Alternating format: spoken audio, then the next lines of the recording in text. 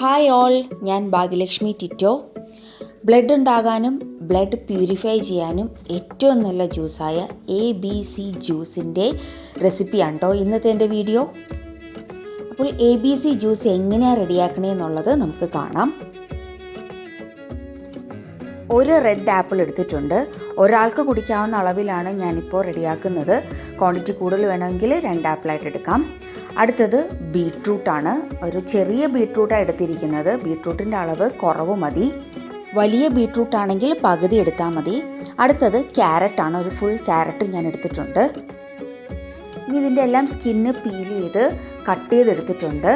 ആപ്പിളിൻ്റെ skin peel ചെയ്യാൻ താല്പര്യമില്ലാത്തവർക്ക് ചെയ്യണ്ട. ഞാനിവിടെ സ്കിന്നെല്ലാം കളഞ്ഞിട്ടുണ്ട്.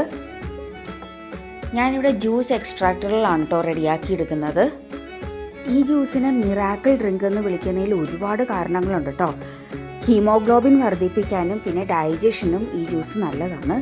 ഈ ആപ്പിളിലും ക്യാരറ്റിലും ധാരാളം വൈറ്റമിൻസ് അടങ്ങിയിട്ടുണ്ട്. ബീട്രൂട്ടിൽ അയൺ കണ്ടൻ്റ് ഉണ്ട്. സ്ത്രീകൾക്ക് ഈ ജ്യൂസ് വളരെയധികം നല്ലതാണ്. പിന്നെ ഈ ജ്യൂസിൽ ഫൈബർ കണ്ടൻറ്റ് ധാരാളം ഉണ്ട്. അതേപോലെ തന്നെ കാലറിയും കുറവായതുകൊണ്ട് വെയിറ്റ് ലോസിന് ബെറ്ററാണ് ഈ ജ്യൂസ്. പിന്നെ നമ്മളിലെ ചെറുപ്പം നിലനിർത്താനും ഈ ജ്യൂസ് നല്ലതാണ്. അതിന് രാവിലെ വെറും വയറ്റിൽ വേണം ഈ ജ്യൂസ് കുടിക്കാനായിട്ട്. എന്നാൽ ദിവസവും ഈ ജ്യൂസ് കുടിക്കുന്നത് നമുക്ക് ശരീരത്തിന് ദോഷം ചെയ്യാവുന്നതാണ്.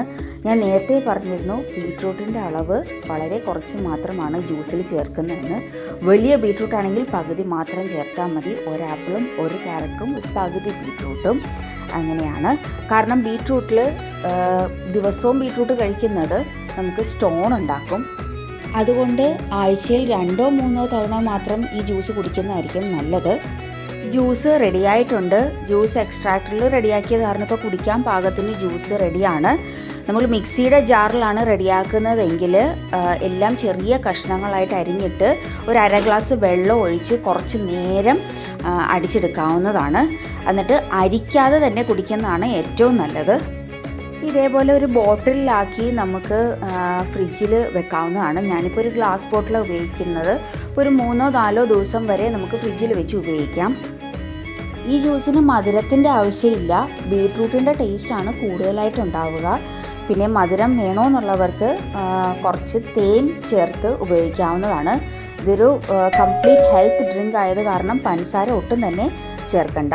ഇനി മറ്റൊരു വീഡിയോയുമായി കാണാം. എല്ലാവർക്കും ബൈ.